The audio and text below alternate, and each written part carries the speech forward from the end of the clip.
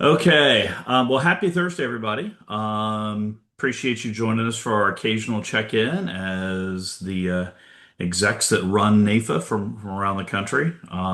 Hopefully, you guys had a really good holiday season and closed out 2025 in good order and have started in 2026 off to a bang. Um, we are still compiling a lot of the year-end, final financial results and all that for our board, which we hope to have from the headquarters level out ready in about another week or so. But I think you all probably saw the enterprise report that we sent out 2 days ago that just kind of talks about where we ended the year from the work we did on our business implementation plan for 2025 and some of the key stuff we're going to be working on in Q1 of 2026, et cetera. So, this past year, on the enterprise level, this was our first year of really getting everything truly integrated between FSP Life Happens and NAFA.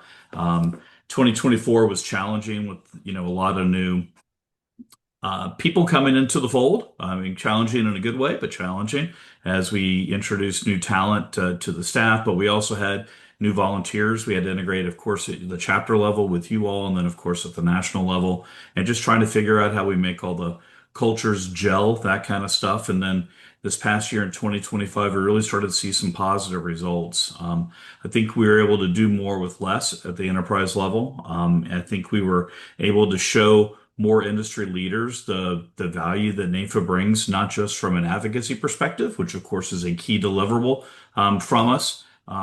Did I lose people? Okay, never mind. My screen just went out. But anyways, and but also like how other parts of our enterprise, with the strong professional development from FSP by bringing more financial professionals into the fold, how that makes us stronger and more effective, but also the great work that Life Happens does and how that's just a real service that we as NAFA, but that we as a larger industry provide to the general public to help people understand the need for protection products and how critical it is in their lives. And we were able to see some good results from that. It's kind of neat when a lot of times when organizations merge, and you see outside support come in, what you see is you don't see 1 + 1 = 2. You see 1 + 1 = something less than two because people cut back on support or they were paying dues in both organizations. Now they're just paying one, et cetera. But we were able to see this past year actually an increase in a lot of our corporate support, which is good.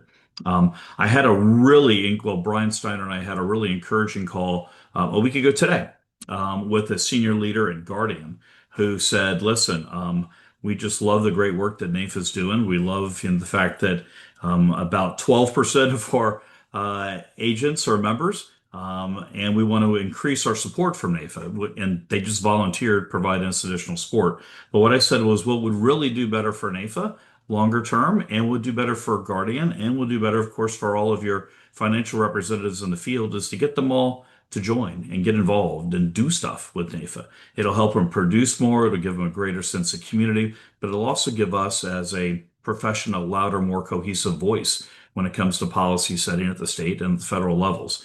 And so we're in talks with them and seeing what more we can do. So I think all that's good. And I think that by being an organization that does what it says it's going to do, by delivering or at least doing our best to deliver when we say we're going to do something, by being honest and by being good partners, that does yield some good results. A lot of these other organizations have started to withdraw their support of one of our rival groups because they don't always do what we do. So I think that's rewarding to show that doing the right thing does pay off, and I'm glad we're doing the right thing in NAFA. With that, I did have just a couple of other things I wanted to review with you, and then we can open it up for anything you guys want to chat about. I do want to remind you about our three big events that we're doing this year. One, of course, is the FSP Institute, which is in its 80th year. We've probably done enterprise-wide, right? 250 or 300 of these because FSP used to do a lot of them each year, but it's in its 80th year and it's going to be in Orlando at the Wave Hotel, which is near the airport, February 17th through the 19th. It's a really good, solid professional development training conference. It's a good, solid 2.5 days of real learning and sharing and discussion. It's almost like a mix between what I would go to as an attorney, a conference where you get CLEs, but also almost like an academic conference kind of combined with it because there's a lot of academic conversation. But that's going on February the 17th to the 19th. Registration's open. We right now we don't have a lot of people signed up. There's not a lot of people to go to the thing, usually 50 to 60 folks. I think we're at about 20, 25 that have signed up so far, so we still got some room. But if any of you all know anybody who wants to get good CEs, but also really wants to learn, not just go and check the box and get credits to keep your licenses current, this is a really good conference for that. Rhett's on the call, although I don't see a smiley face. I see Zach Hewells. That makes my day, Zach. And you're in the middle screen, kind of like Alice used to be on a show called The Brady Bunch, which you're too young to know what that is. But I think Rhett, especially for your Florida chapters, getting them here since it's in such close proximity, I think would be a good thing. So let's make sure we work hard on that. The board is going to meet right after the FSP Institute here in Orlando as well. I don't know why they picked places like Orlando for your February meeting. Maybe because it's a little nicer here. Second, again, our congressional conference is going to be May 18th and 19th. Same pattern we've been doing for years. The week before Memorial Day, that way we know Congress is in session. And in fact, they are in session. So it'll be an opportunity to take the industry's largest legislative fly-in back to the U.S. Capitol, talk to our elected members of the House and the Senate, or their key staff, hopefully more members and staff, but regardless, getting the message across. One of the great things we do there is, again, typically we bring folks from almost every, if not every state, which is fantastic. Nobody else I know of does that. But also we bring in folks from more than 90% of the congressional districts with an actual representative here. And that's key to get somebody that, can actually talk to their member of Congress or their staff about things that are going on right back at home with the people that are electing them to office. So again, that's May 18th and 19th. I want to put an asterisk on that. In fact, I'll just do it now. Some of you might have heard on the leaders call last week, or may have heard from other channels that we were given a little bit of a surprise in November. I got a call from Mark Caden. He's the CEO of Finseca, and he said, "Hey, just want to let you know we're moving our day on the Hill from being when we had it previously planned to be on Tuesday, May 19th, the same day you guys are going to the Hill." And I'm like, "Mark, you know we've done it on this date for 13 years now. That's our day on the Hill. Why are you moving it, especially now only 6 months in advance, to be on our day?" And then he gave me some stuff about, well, you know what hotels are, and they like to move you around and all that, which we all know that's not true. But anyways, they made the decision that they were going to move their day on the Hill to be the same time as ours. That presents us with a lot of issues. When policymakers are hearing from our members when they go there, they really, even though it's from NAIFA and they know the name NAIFA, they really know they're hearing from the insurance and financial services industry. They're hearing from folks that want to talk about those issues. And then having Finseca or any other group that's closely aligned in our space go there the same time and day as we do, it makes it difficult because these offices aren't going to know, is this a NAIFA person or a Finseca person? They're just going to know they're making appointments for a constituent from their district and maybe some other folks to come in and talk about issues related to financial security. So that makes it tough for scheduling because we could both be competing at the same time to try to get a slot with a congressperson, which might exclude our people or their people, from being able to go because the other group gets it. It also can have different messages if we're not all talking from the same talking points. So I said, after we tried to dissuade them from doing it, I then pivoted and said, why don't you all just join our congressional conference? Just be part of that. And then, of course, they didn't want to have anything to do with that.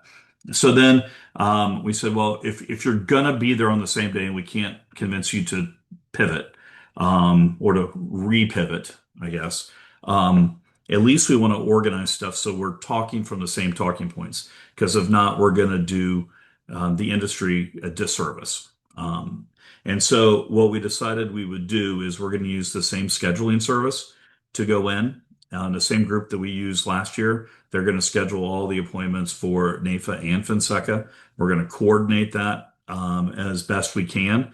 And then we're going to have, at least they promise that we're going to have coordinated talking points. So at least we're all hitting the same topics with the same information we're going to be providing those members of Congress. I've informed our corporate partners in ACLI about all this. They all shook their heads and were in disbelief because the message that Fonseca normally brings to the Hill is different than ours. And not that it's a bad message, it's just their areas of focus tend to be different. Like talking about business owned and company owned life insurance, talking about non-qualified deferred compensation for executives, talking about the death tax. And those are all decent things to talk about, but that hits the top 1% of the American market. We're talking about things that impact everyday Americans all across this country. Basic stuff like don't tax inside buildup of life insurance. Basic things like expanding access to people and not putting restrictions on where folks can't find an advisor to help them, get the advice they need, that kind of thing.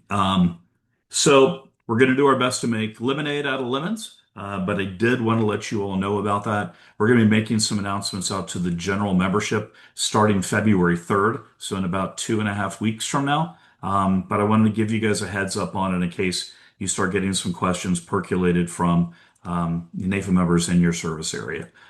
If we'll have an FAQ up online, we'll have all that kind of information available. But if anyone else has any questions or if you do, feel free to reach out to Diane Boyle or to me, and we'll be glad to walk you through what we've got.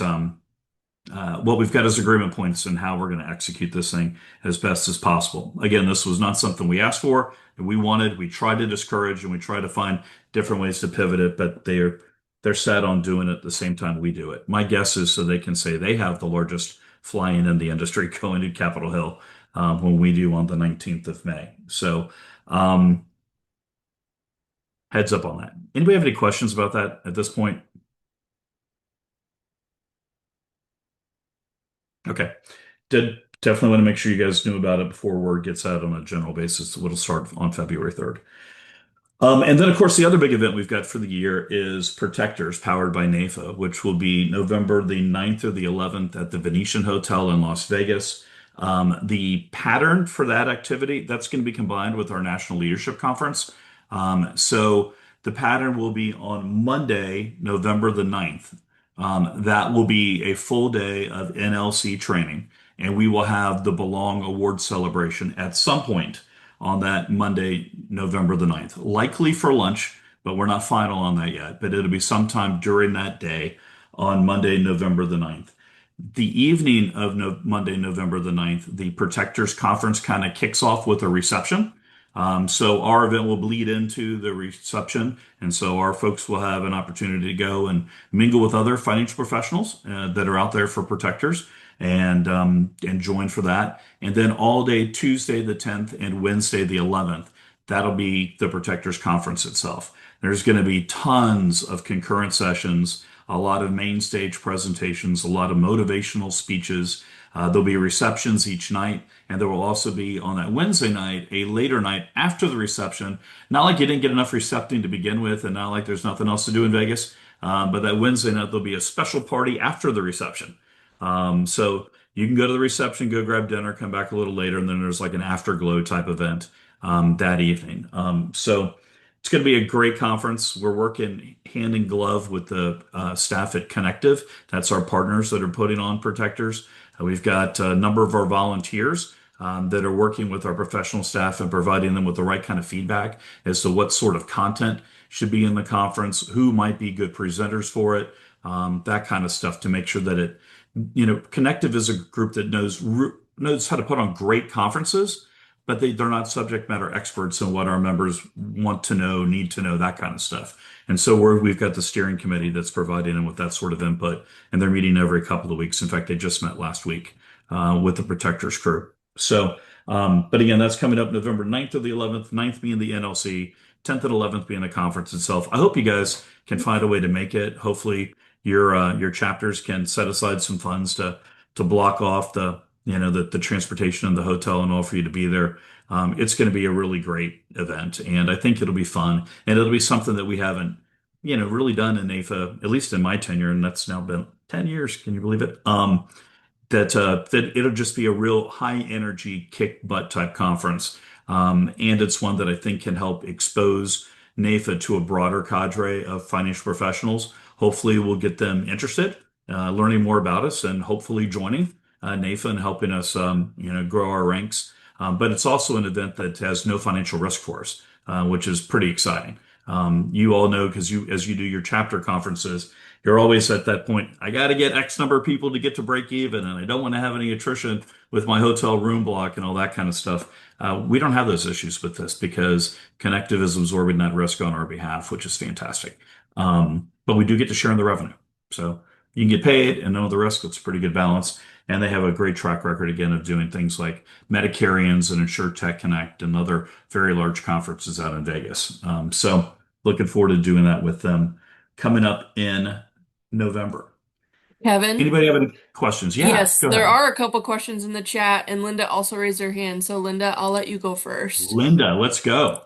Yeah, I was just curious if there's going to be any breakout sessions specific to the execs so that we can really benefit for I think well, that's a question that Justy gets to answer. Justy? I think, yeah, yeah. So obviously we haven't started quite planning yet for NLC content for this year, but we got so much great feedback from NLC in 2025 the way we structured things. So we are hopefully looking to do that again as long as we have the space. So we had three different tracks, if you will. We did have an executive session, which was geared towards execs, presidents and president-elects. Then we had a membership track and a GR track. And then there was also some crossover training. So, although there was some specific content to each of you, like in the mornings, in the afternoons, the execs would go to membership and advocacy would go to membership and execs, if that kind of made sense. So, we did get a lot of good feedback on that from this year. So, hoping to be able to do the same thing. right. Hmm. Thank you. Yeah. And then Kevin, Jenna in Washington also had a question around traveling into DC, Mhm. into Las Vegas. Should they plan to be there all day on the 9th? Is both NLC and Belong going to be on the 9th? 100%. So I would, if you're coming, and again, I hope you all do. I would come in no later than that Sunday afternoon or so, so you can get settled, get some rest, because we're going to start first thing that Monday morning, the 9th, and it's going to go all day long. So unless you live in the Vegas area and it's just you can catch a flight or you can drive in that morning. If you're traveling in, you'd probably want to get in by Sunday. Um, and the rate that when you're there, the hotel that the event is at the Venetian. There is a protector's rate, and you can use that rate pre and post if it's advantageous. But don't feel obligated to do that. If you can get a cheaper rate using points or miles, or there's a hotel nearby that you'd rather go to, and it fits your needs, whether it's economic or just desires better. Do whatever you want because we don't have any obligation for the hotel room block. Not that I don't want you to stay at the hotel. I'm just saying you've got a lot of flexibility and you won't be getting any pressure from us to meet a hotel room commitment because we don't have one. So the board is going to meet. So Sherry, in your case, the board is going to be meeting out there on that Sunday. So you'll probably be coming in earlier. Boom. All right. Any other questions? Did we get everything that was in the chat? I think so. Yep. Yes, you were. I see it. All right. Yeah, Rhett, you only have to commit to bringing in like 30 people from Florida to the FSP Institute. That'd be fun. All right. The other thing I just had to cover was you all may have seen some of the communication, or maybe even were on the State of NAFA call yesterday. Um, but Chris Gandy, our 2026 president, has a lot of very good out of the box, that's how to put it. How about energetic ideas? And he really wants to engage more of our NAFA membership in the operations of what we do as an association. So he has formed a number of different presidential task forces this year um, to that are that aren't perpetual but are time specific and task specific to help engage more people, such as a special task force on integrating artificial intelligence in the work that we do, and better helping fine tune the NAFA value proposition and getting more people to experience NAFA and the way that they want to, so it adds value. And providing feedback for things like protectors and our other conferences and events. Finding a way to establish a program where we can have a succession planning service for when our members choose they're going to exit the profession, to find a way to transfer their book of business to someone else, help that be good, strong, and orderly, be a good service to our members, and hopefully generate some non-dues revenue to help our operations. And then to also, he's got another group called Operation Restoration on trying to reach out to former NAFA leaders that have maybe not been engaged much recently, or maybe even aren't NAFA members anymore, and try to bring them back into the family and let them know that, listen, they're loved and appreciated and wanted, and we want to get them back involved. So there's information about that on the website. There's also from the State of NAFA call that we had yesterday. If you didn't have a chance to attend, that's all archived and you can take a look at it. But letting you know that there are lots of additional volunteer opportunities. So if you've got someone who's raising their hand and says, I want to help out at the enterprise level with some stuff, there's some opportunities there for them to do it if they want to. But Chris has got a lot of very strong ideas. He's very energetic. He's very much like a coach in a locker room, giving folks a motivational speech at halftime. He spoke to the headquarters team on January 2nd, just after the new year started, and gave us a little rah-rah and talked about things to focus on, and had a great quote that I guess I'd heard before, but I didn't internalize it, but now I am. And that is that, hey, when we win, we all hoist the championship trophy. It's not like an individual person wins or part of the team wins, the whole team wins. And I think that's just something good to remind ourselves of. So, again, there's those different, if you hear what's up with this new committee on whatever, they're task forces that are formed for the year. Who knows? Some of them may become permanent, but there are ways that Chris is using to help us think a little more innovatively, to address some needs of the association and to hopefully engage some past leaders back in the work that we're doing. So if you want more information about that, Jesse can also send it off to you, or you can always just reach out to me and I can have Nicole do it too. But got some exciting stuff there. Those are the things that I had to go over today. But if you guys have anything you want to chat about, or you want to ask me about, or you want to just provide suggestions, like again, Linda did about let's make sure there's some good programming for the execs, because if you're going to go out there, we want to make good, judicious use of your time. Be glad to do that now. And maybe it's already out there. Do we have a registration fee? How much the amount is to register? For which event? For Protectors. I wanted to start promoting it. Protectors, not yet. You can go to protectorsvegas.com and then you can sign up on there to be on their distribution list. It's not ready to go, but it'll come out soon. We're expecting that to come out soon, but not live yet. But you can see on that site, Linda, they do have like the outline for what the schedule is going to look like for each day, and it'll give you a sampling. And if you want to kind of get a more of a taste for what it'll be like, you can go to the Medicarians site or the InsureTech Connect site and kind of see kind of how those conferences flow. I think you all know those are like 5,000-6,000 per. Well, Medicarians is 5 going to 6,000 people this year. InsureTech Connect is 10,000 people that go to it. But you get an idea as to kind of what the flow is like. To quote my good friend John Wheeler, John, who you guys know has probably been to 1 or 2 conferences in his life. He said that Medicarians, where he spoke last year, it was the finest conference he'd ever been to. And that's a lot from a guy that's been to just about everything in our space multiple times. So if we can get, experience like that replicated for NAFA, I think it's going to be a hit out of the park.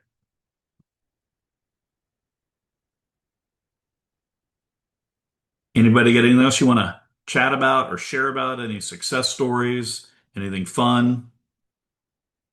Anybody got a new kid on the way, Zach? Anything else going on?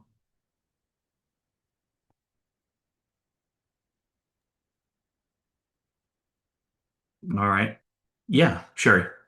You have to do a Zoom presentation very similar to this.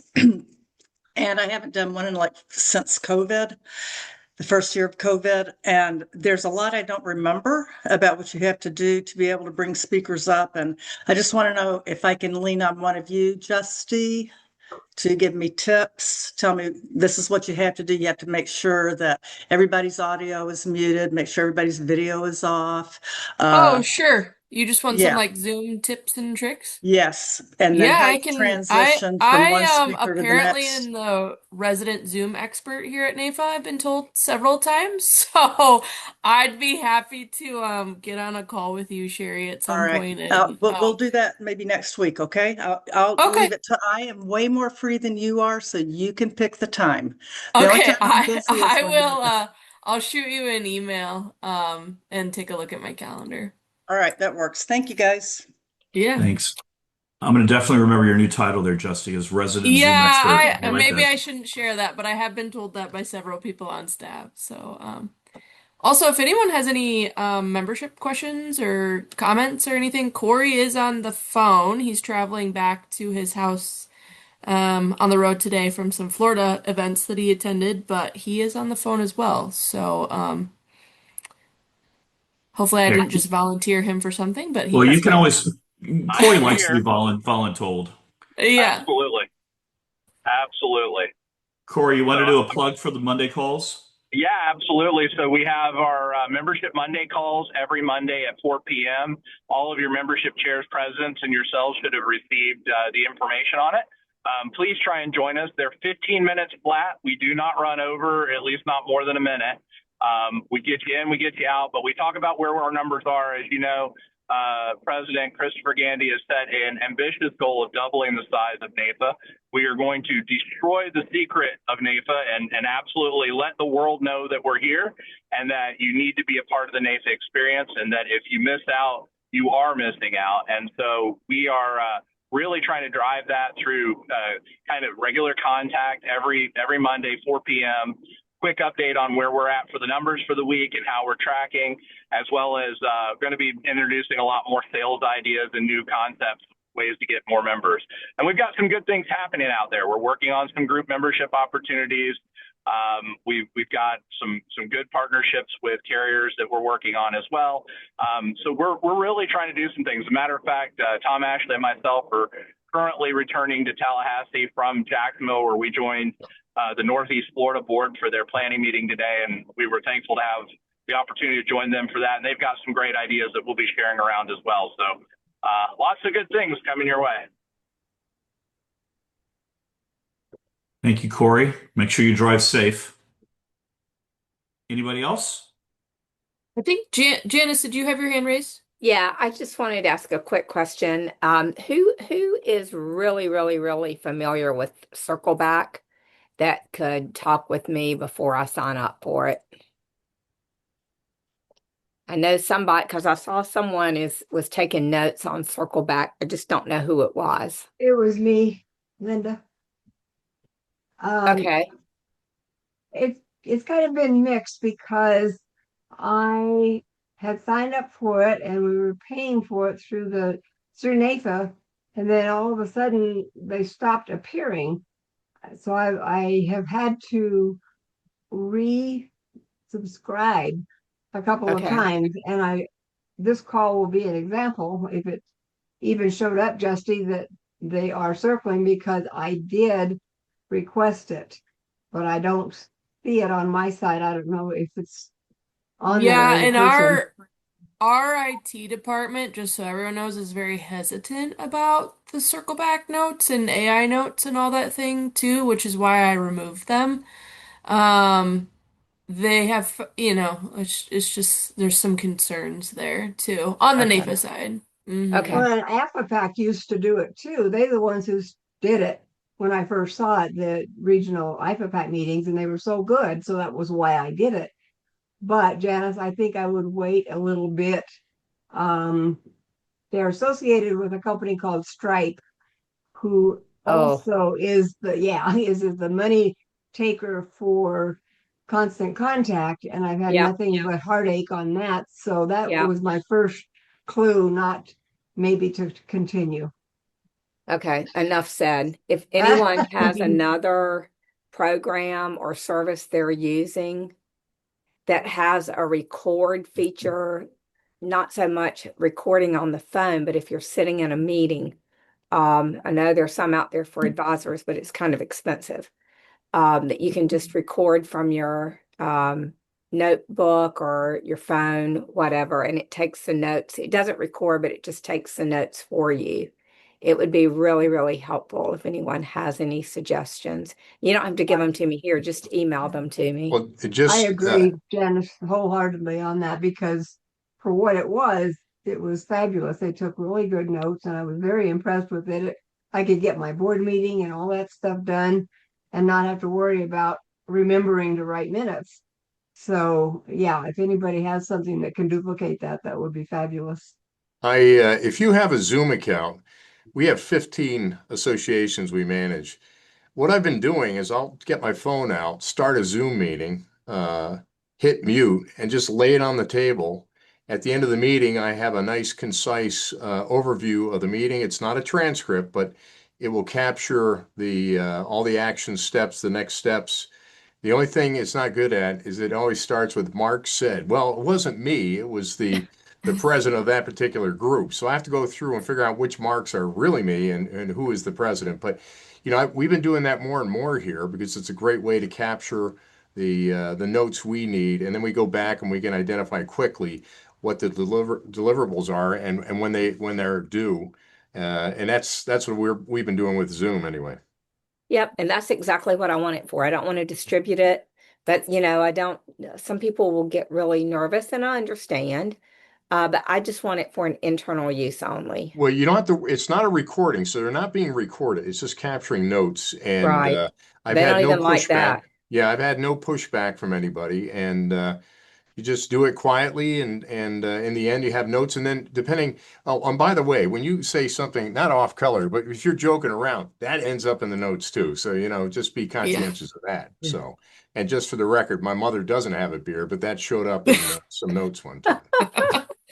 That has shown up in some cohort notes.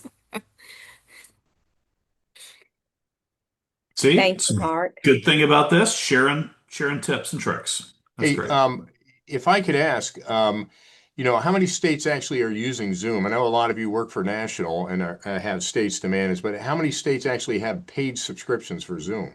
And the reason I ask, yeah, I think what we did is we reached out to Zoom and we were able to get an account where we could add so many of our customers, our different associations, at a deep discount.